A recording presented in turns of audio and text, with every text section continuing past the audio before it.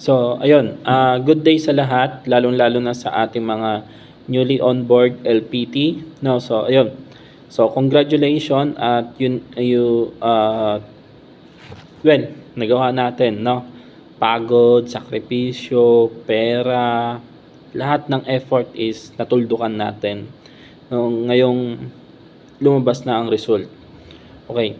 So, ayun, again, hindi ko mare-replyan agad and kaya gumawa ako ng video greetings na lang para sa lahat, no? So, again, congratulations at nagawa nyo. Be proud, di ba? Be proud. So, ayun. Exam yun eh.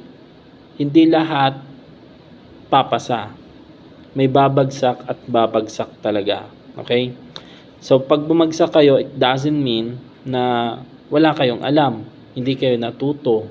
Or sa layman's term, bobo kayo. No, it's not.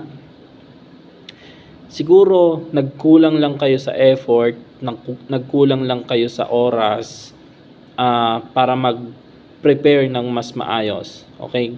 Kasi, di ba, despite of all challenges, ginawa pa rin natin yung part natin. Nag-review tayo, tapos yun, nag-review tayo, no? Pero hindi nga lang talaga yung effort natin is hindi nga lang talaga ganun ka-effective para pumasa tayo sa exam. Okay? So again, sa lahat ng hindi pumasa, wag kayong panghinaan ng loob. Okay?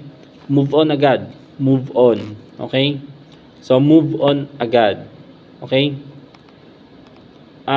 Mag-start na kayong gumawa ng plan B nyo or plan A ulit. Plan A. Okay? Plan A. Huwag nyong i-compare yung ginawa nyo before sa gagawin nyo ngayon. Okay? Why? Yung ginawa nyo dati is sa tingin nyo, yun na yung pinaka-best. Pero anong resulta? Hindi kayo pumasa, di ba?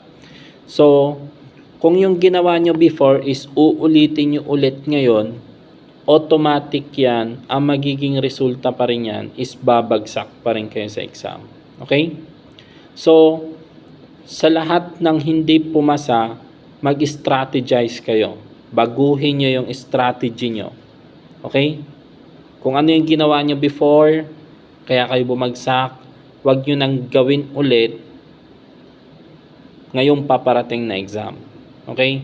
Mag-change plan na kayo. Okay? Hindi pa huli ang lahat. Wag pang hinaan ng loob kung nakailang beses na kayo nag-take. Okay? Wag pang hinaan ng loob. Hanggat nakatayo si PRC, hanggat may building si PRC, hanggat kaya nating magbayad ng exam, gawin natin. Okay? Huwag niyong intindihin yung mga sinasabi nila na bobo ka, wala kang alam, ilang take ka na at hindi ka pumapasa. Okay? Huwag kayong magpa-apekto doon.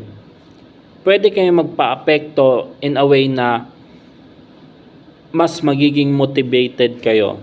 Okay? Mas magiging motivated kayo. Okay? So again, huwag panghihinaan ng loob. Okay? Magpakatatag kayo at mag-umpisa na kayong mag-strategize kung ano yung gagawin nyo. Okay? So yun lang. Congratulations sa lahat.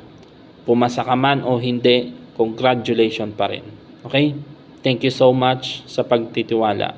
Once again, this is Kevin Pura, your math mentor.